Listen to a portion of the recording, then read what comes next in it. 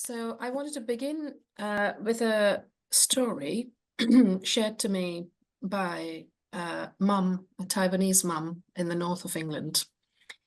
And she said to me, recently, there's a girl who was beaten by a group of younger girls, So I was thinking, because I didn't have much information, so I literally just used keywords, to search on YouTube.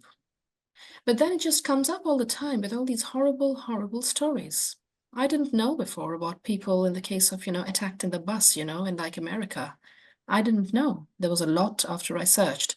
So when Akemi and I were speaking, there was an incident in Surrey, very close to where I live, where a young girl of color was attacked, abused, and beaten up by some other school children, white school children, outside a school, and that was on the news. So that's what Akemi is talking about. So she has two teenage boys of Asian origin, and she is talking to me about her worries that this could happen to them. But particularly though she's talking to me about YouTube, I feel really, really bad. Very, very bad.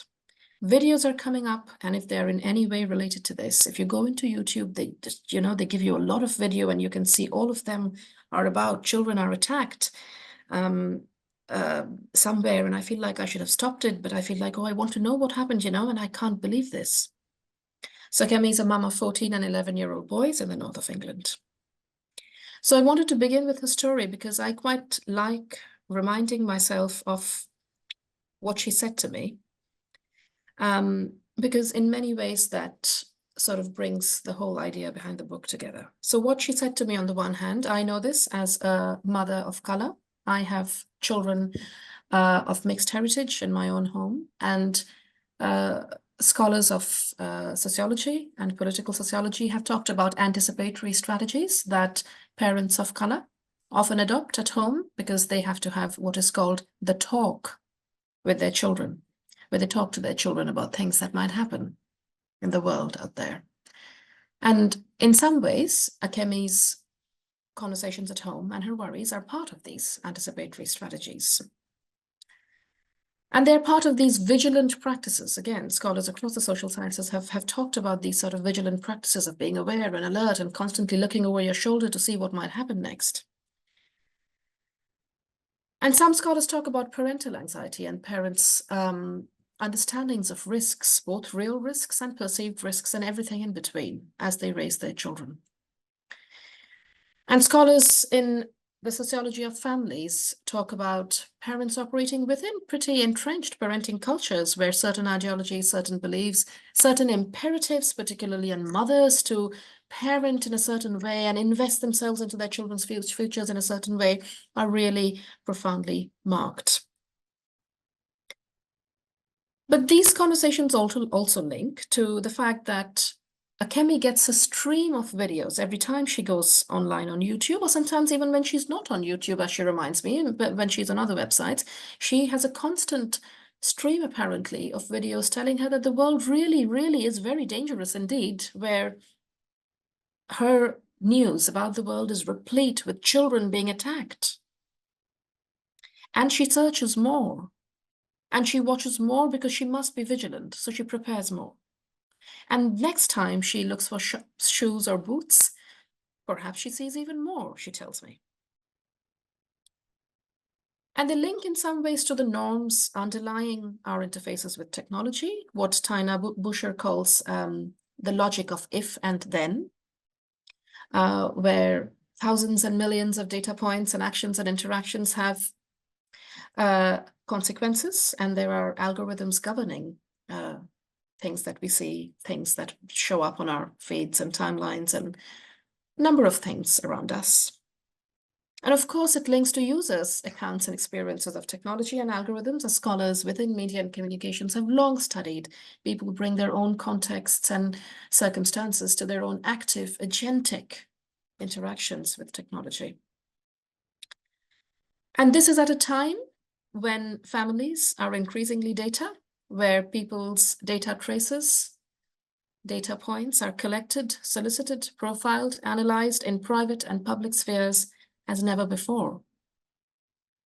As parents talk about the future, As scholars who work at the intersections of family sociology and communications have told us, parenting itself, as Livingstone and Blumross point out, is a future-oriented project. Akemi is talking to me about what's happening on the BBC News or on her YouTube now, but Akemi is talking to me about her son's futures. And of course, in the middle of numerous structural resources and restraints, Akemi, like every other parent I spoke to, acts with agency. So Akemi's interfaces with recommendation algorithms then sit at the intersections of numerous things, numerous social sciences, numerous fields, numerous disciplines, as we might try to make sense of parents talking to algorithms, talking about algorithms, working within, and sometimes against algorithms. And that's what the book really is about. This is what the cover looks like, I'm told by the publisher. And it's not due out in the world for a while yet, because I'm still finishing up the very, very last bits of it. But I just still wanted to share with you what the cover might look like. So in this book, I'm trying to look at everyday experiences that parents go through, mundane things, buying costumes and figuring out health, education, childcare choices, and engaging with institutions in all these spheres, browsing timelines on Facebook, Instagram, sharing, not sharing things about their children's own interfaces with algorithms and so on. How do parents make sense of algorithms which shape the most banal and mundane attributes of everyday parenting? What sort of literacies do they build and demonstrate? And how do they plan for the futures, algorithmic futures of their children in the face of newer waves of technology, particularly when algorithms are very much in the public domain? And that is the question that I'm going to focus on today. How people think about their children's futures in the context of data-driven decision-making and algorithms increasingly in the public domain. So I did think aloud interviews where I did not use the word algorithm unless parents volunteered the word.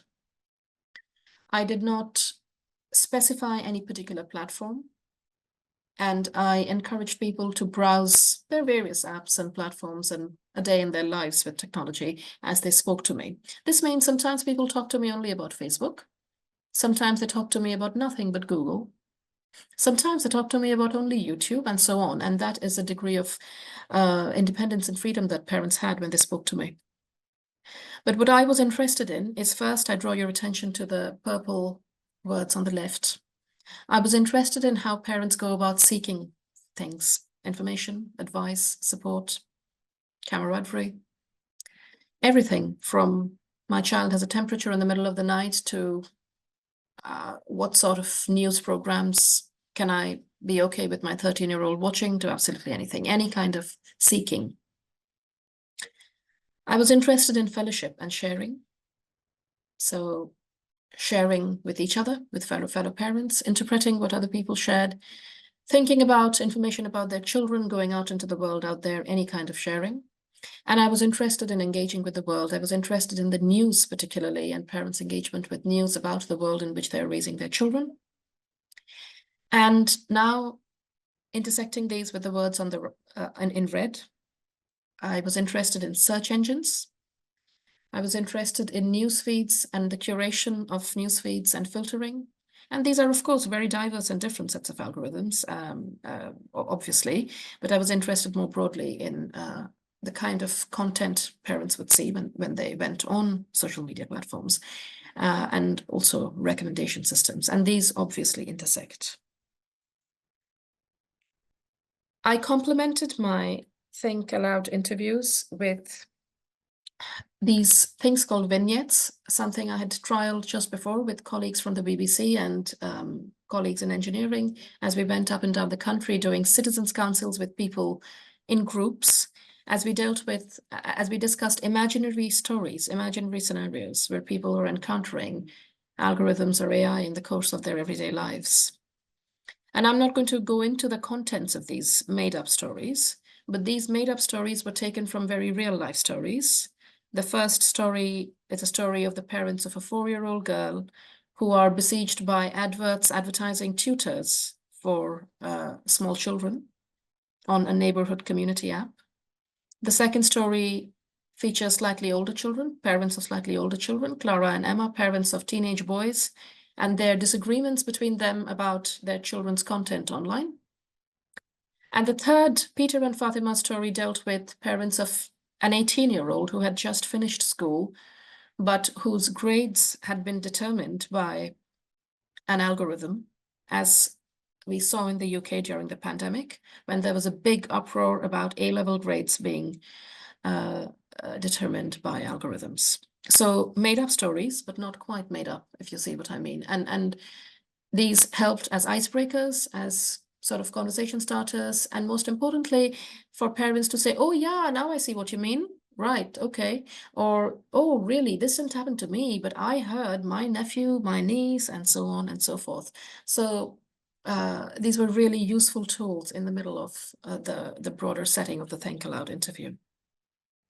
This is an unreadable slide, but I just would like to draw your attention to the color differences here. I don't know if you know this, but the vast majority of projects that set out with great intentions to do research with parents end up researching mothers with 2 or 3 fathers. And I was determined not to let that happen to me this time, which means I had to stop fieldwork halfway and revise my recruitment call and not ask for parents, but specifically ask for dads to get in touch. So you'll see here a spread of rural and urban locations, north and south, east and west of England, exactly 15 dads and 15 mums, and the ages of the children ranged between 2 weeks to, I believe, 18. So this is what the book looks like. Chapter 2 deals with search and search engines.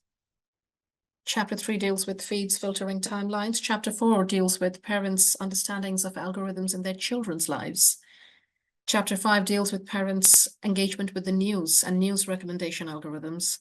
Chapter 6 deals with parents' new literacies developed with algorithms. And Chapter 7, my focus for today, deals with the future, and particularly algorithms in the public domain.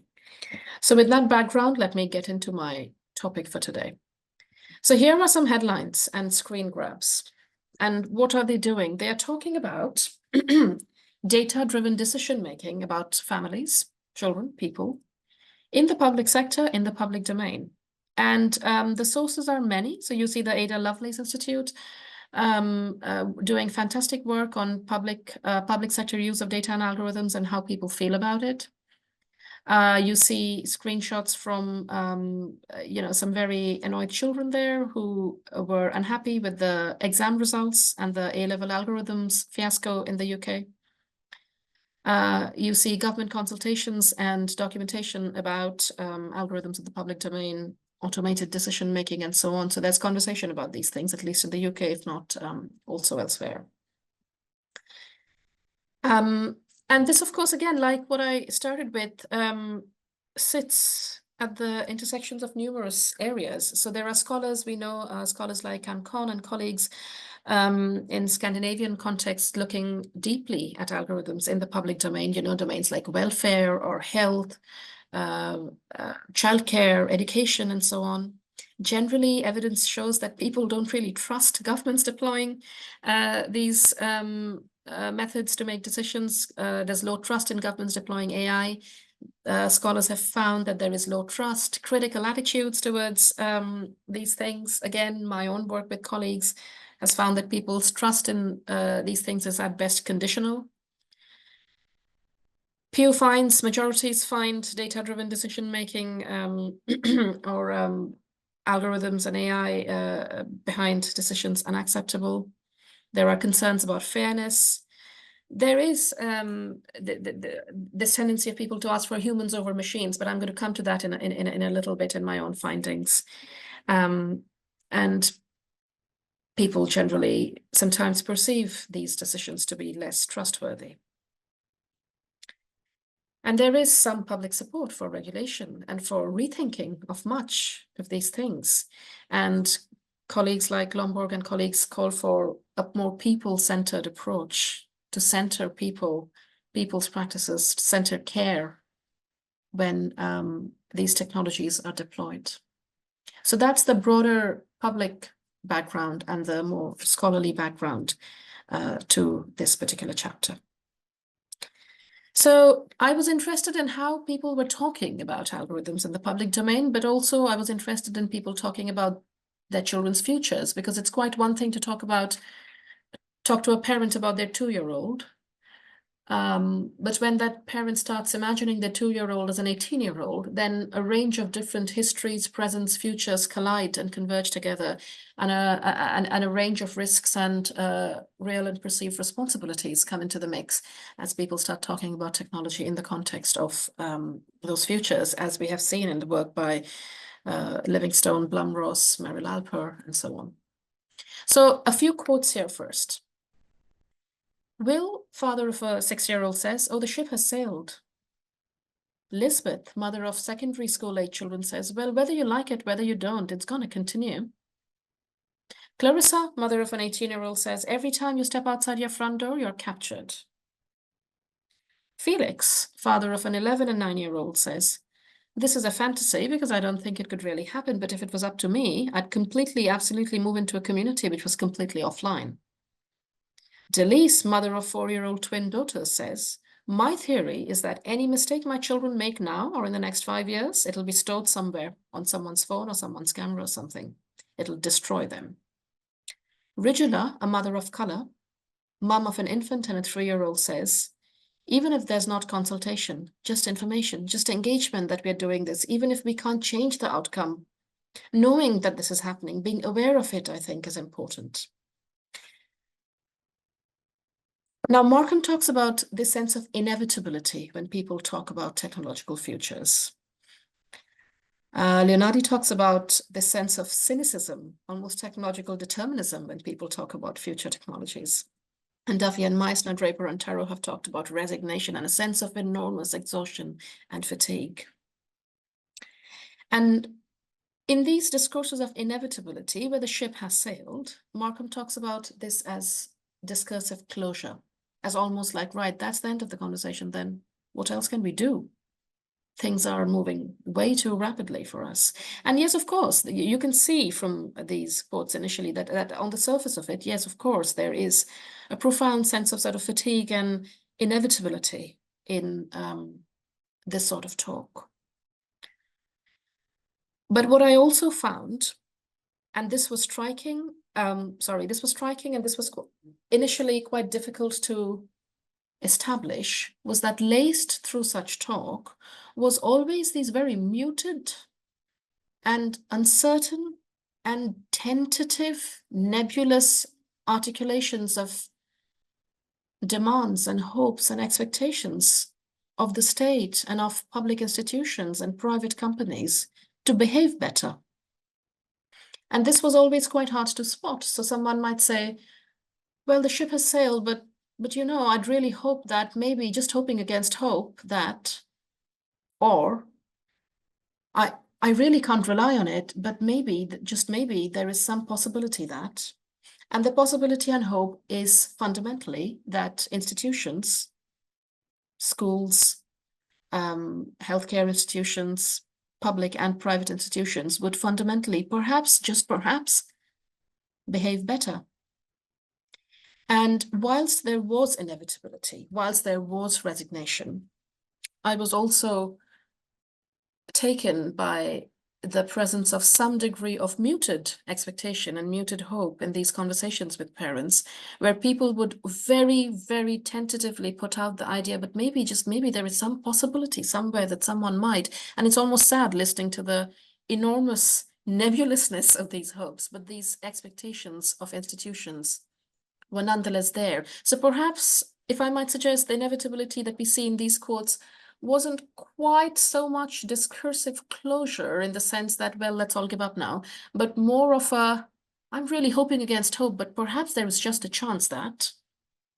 So that these expectations of institutions, public and private, were still there. And perhaps there is something important there in listening to these expectations and really harnessing these and mobilizing these in ways that I cannot talk about today in terms of what what could change and what we could do with parents.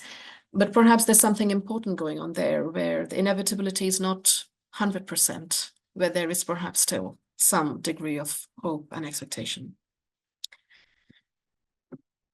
So here we have a couple of quotes.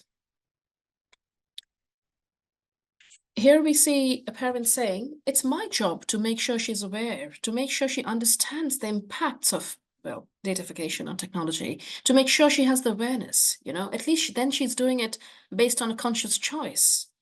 The legislation probably needs tightening up, you probably need policies, in line with, what's happening with technology of the future.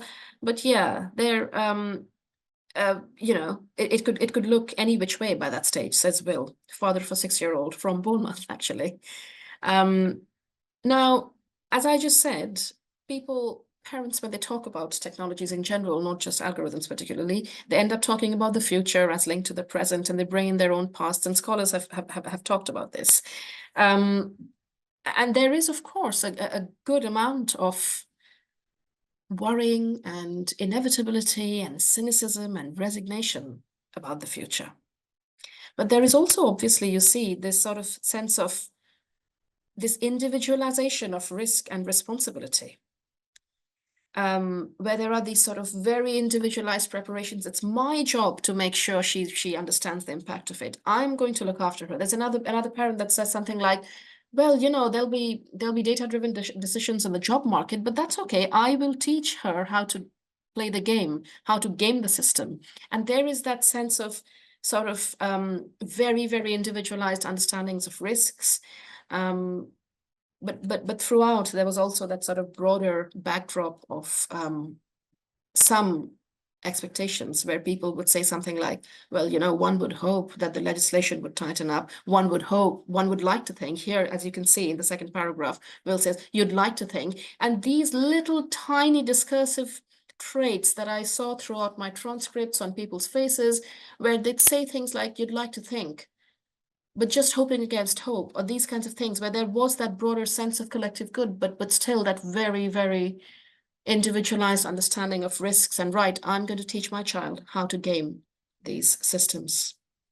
And parents are talking here about, say, everything from mortgage applications to any kind of data-driven decision-making in education, healthcare, the public sector, but more broadly, talking about datafication in their children's lives. So that juxtaposition of individual preparations and very individualized understandings of risk and self-responsibilization against this broader backdrop of muted expectations from institutions was quite marked. So then let's talk about Rijula.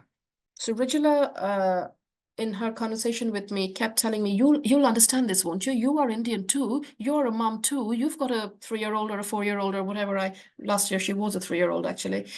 You've got a 3-year-old too. Yes, of course, because I'm also a mum of now 4-year-old.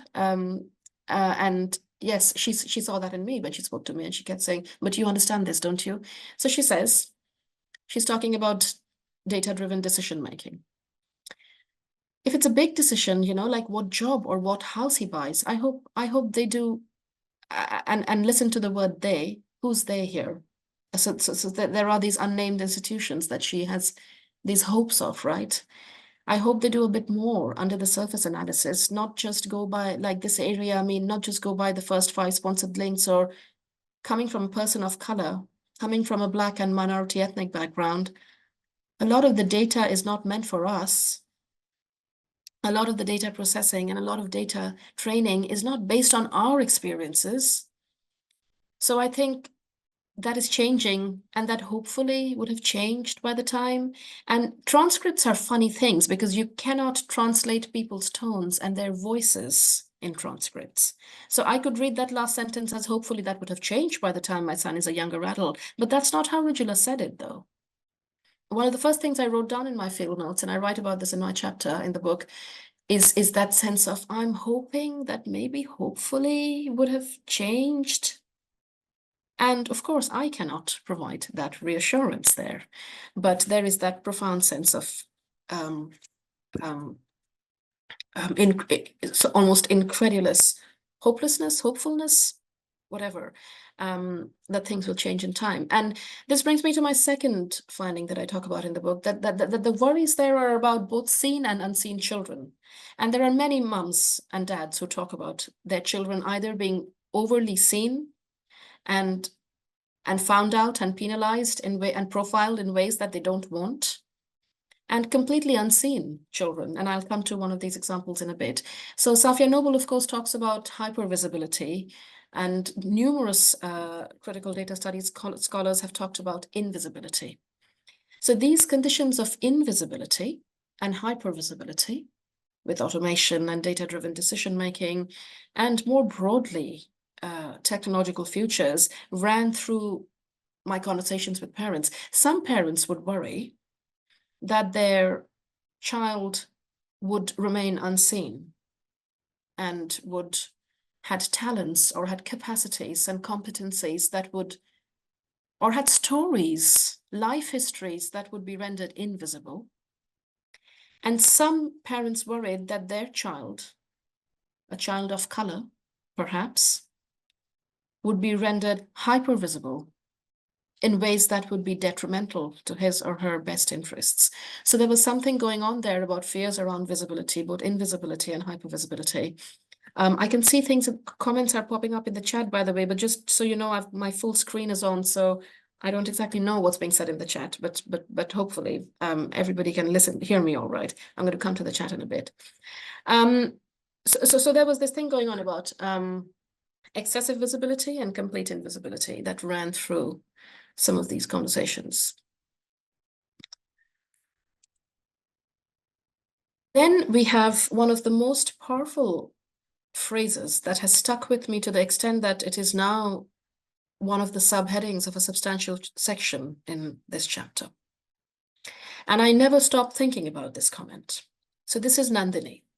Like me, again, a mum of color, of Indian origin, and very similar to me again, also the mother of a sort of a 7-year-old, 5-year-old, 8-year-old, 4-year-old, that's that sort of aged children. But unlike me, Nandini's children, unlike my children, Nandini's children have additional special educational needs. Nandini's son, she tells me, has autism, and her daughter has middle ear deafness. And Nandini is talking to me about standardization, and particularly about the grades, children's educational test grades determined by algorithms. So listen to what she says. She says, we all know that standardized thing was a mess. We all know that complete and utter mess. An additional comments box or something, it needs it. It can't just be based on a man, an Oxford educated man, middle-class white man, putting some things and setting an algorithm up and not allowing for maybe possible deviations and then getting what they get and not allowing for, yes, I think the words deviations, you know, it should have been devised to allow for allowances, deviations. And she keeps talking about allowances and deviations and a box, maybe a box for a human being to write some comments in, an additional comments box. And this additional comments box has stayed with me. Because what Nandini is asking for is not an additional comments box. She and other parents kept articulating a preference for human beings and human error and human warmth. And of course, as Talton Gillespie reminds us, there are human beings behind these technologies. There are human beings behind automated decision-making. Of course there are. As Gillespie says, there's the warmth of people and institutions behind these things. Of course there are. But in parents' talk, there was that clear binary erected between human and not human. And what Nandini is asking for with the additional comments box, it's almost a metaphor, a placeholder, a preference for human error, human messiness, human mistakes, human complexity, but please a little bit of that into what they perceived as the coldness of heightening amounts of algorithmic shaping. So Nandini then goes on to tell me that her daughter, who has middle ear deafness, has a kind of brilliance, she says, and has stories to tell, and a personality that can only be, that could never make it, she says, in any kind of automated grading system, for example. But if only there was an additional comments box, then perhaps things could be explained.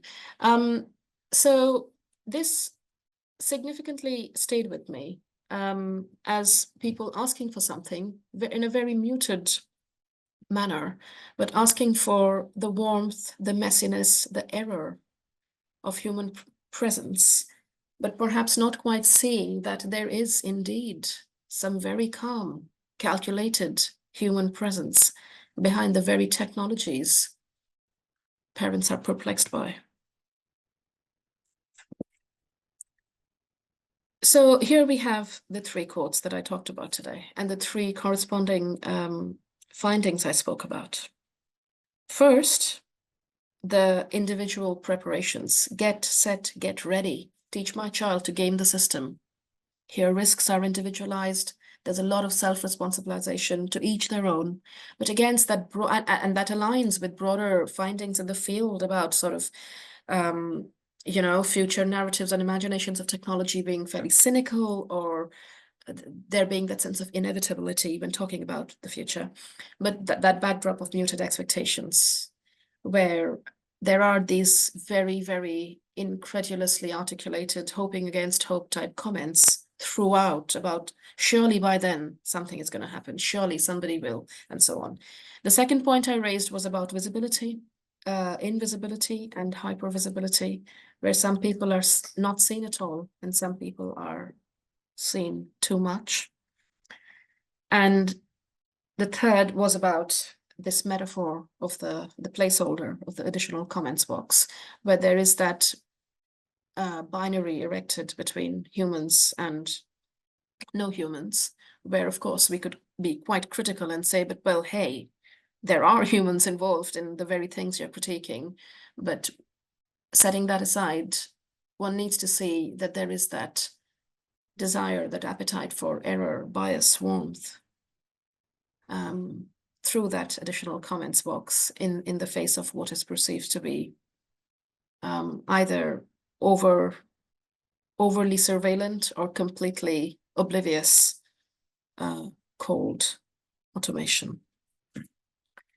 So on that note, I'm just going to conclude with this slide. I mean, I have long been, and I started out as an audience researcher, and I don't call myself anything now, but I think I research users in one way or another.